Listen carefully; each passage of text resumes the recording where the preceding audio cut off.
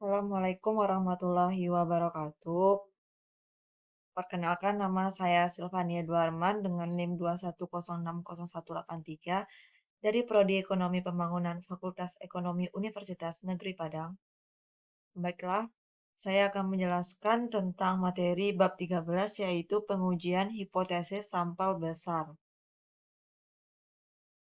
Pada materi ini kita akan membahas tentang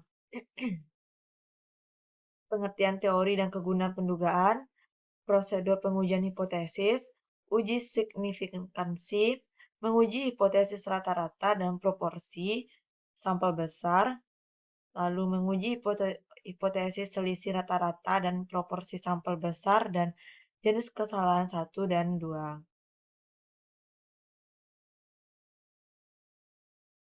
Yang pertama yaitu definisi hipotesis.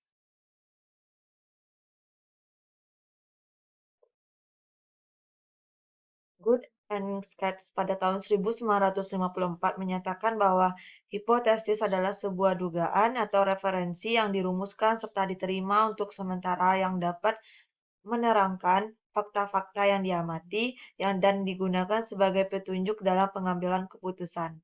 Sedangkan menurut Kerlinger pada tahun 1973 menyatakan bahwa hipotesis adalah pernyataan yang bersifat dugaan dari hubungan antara dua atau lebih variabel. Selanjutnya, Lin, yaitu pada tahun 2007 mendefinisikan hipotesis dengan adalah suatu pernyataan mengenai nilai suatu parameter populasi yang dimaksudkan untuk pengujian dan berguna untuk pengambilan keputusan. Sedangkan menurut Nasir pada tahun 1988, hipotesis yang baik mempunyai ciri-ciri. Yang pertama, menyatakan hubungan. Yang kedua, sesuai dengan fakta. Yang ketiga, sederhana dan dapat diuji. Dan yang keempat, dapat menerangkan fakta dengan baik.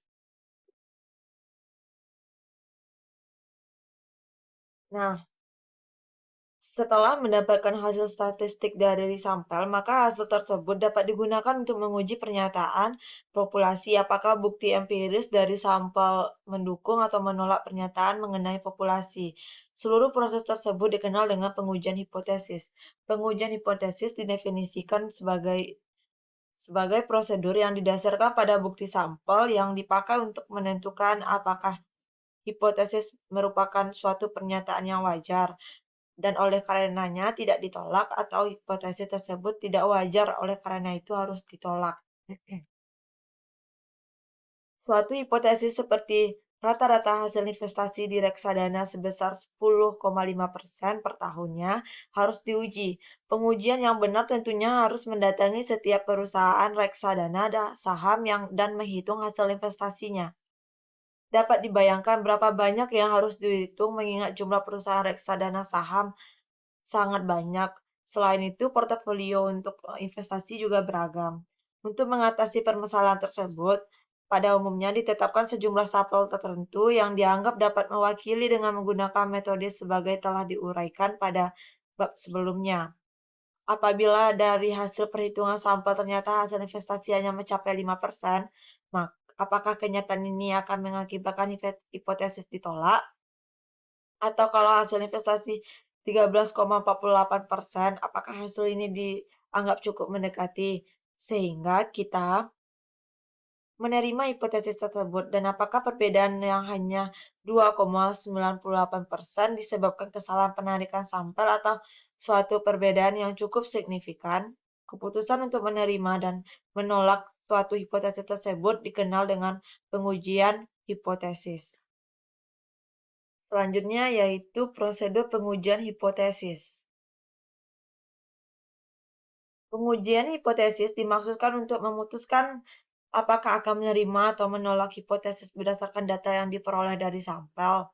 Pengujian statistik baik menerima atau menolak tidak dimaksudkan untuk membuktikan bahwa sesuatu yang benar secara absolut, tetapi pengujian statistik memberikan bukti yang cukup untuk menerima atau menolak hipotesis. Untuk menentukan keputusan tersebut terdapat suatu prosedur terdiri dari 5 langkah. Prosedur tersebut dapat digambarkan seperti yang ada pada PPT ini.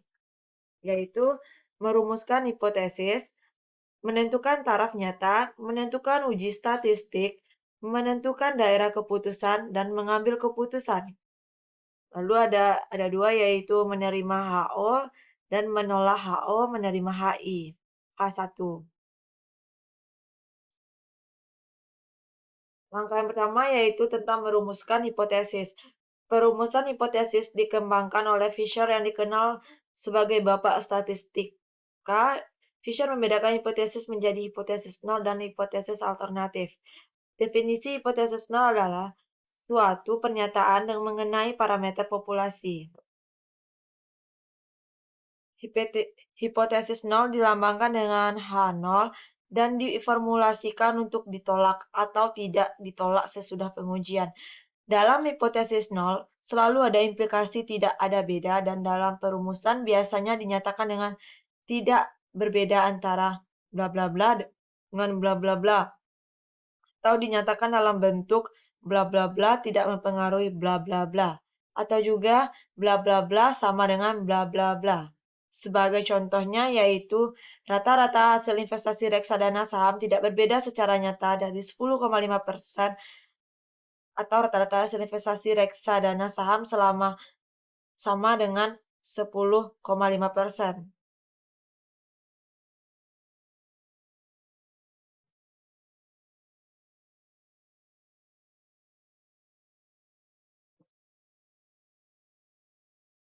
Selanjutnya ada hipotesis alternatif, yaitu suatu pernyataan yang diterima jika data sampel memberikan cukup bahwa hipotesis nol adalah salah.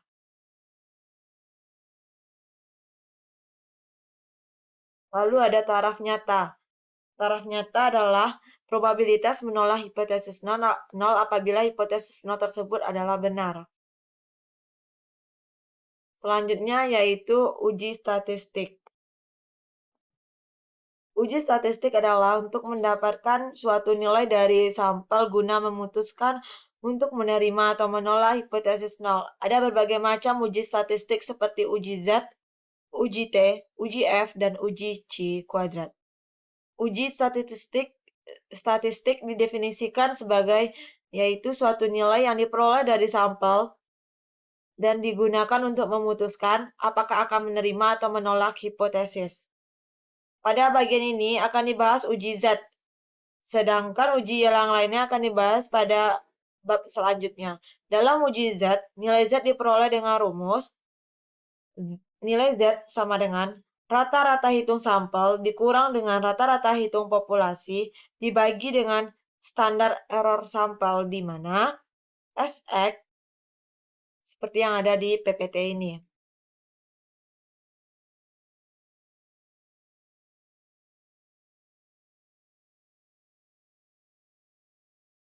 Selanjutnya yaitu uji signifikansi suatu arah dan dua arah. Daerah keputusan merupakan pernyataan mengenai kondisi di mana hipotesis nol ditolak atau diterima. Untuk menentukan daerah keputusan didasarkan pada uji statistik.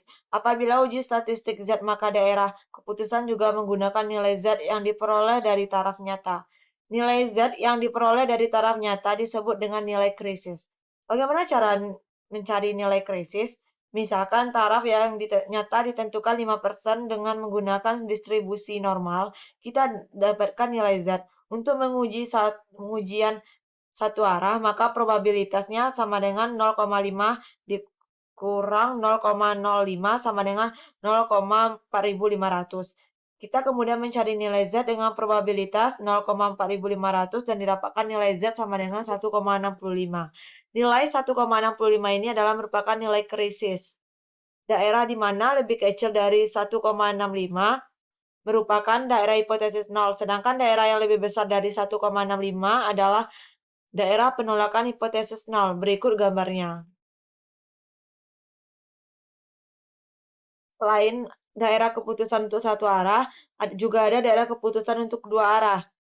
Kita tepatkan misalnya taraf nyata 5%. Apabila diuji dua arah, maka taraf nyata tersebut dibagi dua menjadi daerah yang sama besar.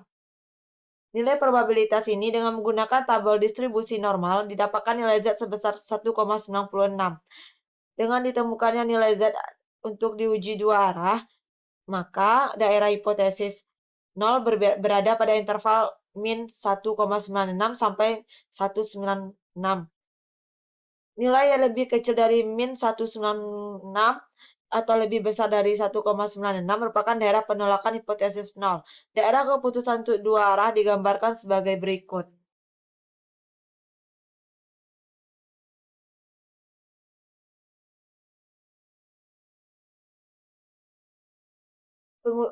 Uji signifikansi satu arah dan dua arah. Pengujian satu arah adalah daerah penolakan H0 hanya satu, yaitu terletak di ekor sebelah kanan saja atau ekor sebelah kiri saja, karena hanya satu daerah penolakan.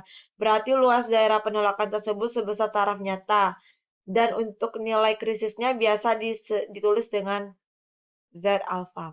Sedangkan pengujian dua arah adalah daerah penolakan H0 ada dua daerah, yaitu terletak di ekor sebelah kanan dan kiri. Karena mempunyai dua daerah, maka masing-masing daerah mempunyai luas 1/2 dari taraf nyata yang dikembangkan dari 1/2 alpha. Dan nilai krisisnya biasa dilambangkan dengan seperti ini. Ini merupakan contoh uji signifikansi menggunakan tanda lebih besar atau lebih kecil.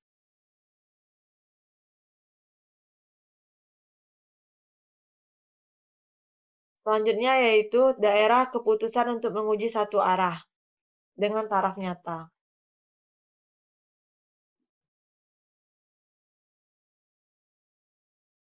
Perhatikan pada gambar A, daerah penolakan H0 ada di sebelah kanan. Untuk tanda lebih kecil sama dengannya, sedangkan pada gambar B, daerah penolakan H0-nya ada di sebelah kiri.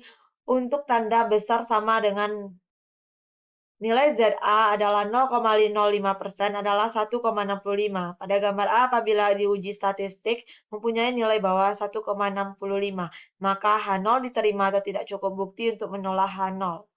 Pada gambar B, apabila uji statistik mempunyai nilai lebih besar dari min 1,05, maka H0 juga diterima atau tidak cukup bukti untuk menolak H0.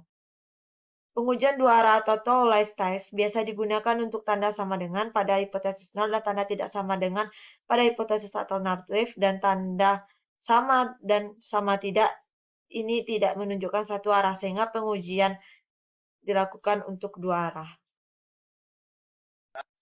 Ini merupakan contoh pengujian dua arah.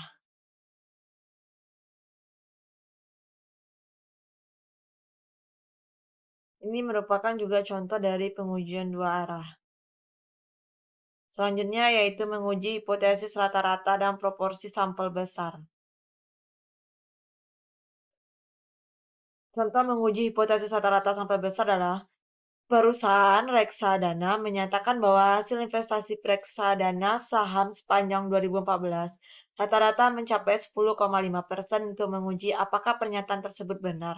Maka lembaga konsultan Humaika Konsultindo mengadakan penelitian pada 30 perusahaan reksadana dan didapatkan hasil bahwa rata-rata hasil investasi adalah 16,32% dan standar deviasinya adalah 10,46%.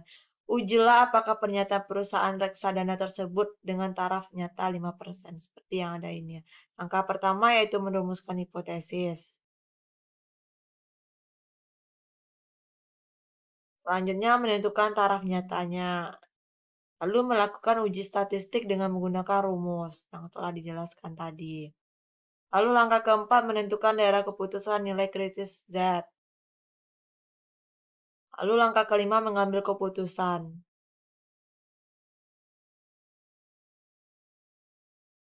Selanjutnya kita masuk ke dalam menguji hipotesis selisih rata-rata dan proporsi sampel besar. Distribusi disampling dari selisih rata-rata proporsi memiliki distribusi normal dan mempunyai standar deviasi sebagai berikut, yaitu standar deviasi selisih dua populasi seperti yang ada di sini. Sedangkan untuk nilai uji statistik Z dirumuskan sebagai berikut. Ini merupakan rumus nilai uji statistik. Dan ini merupakan rumus untuk standar deviasi selisih dua sampel.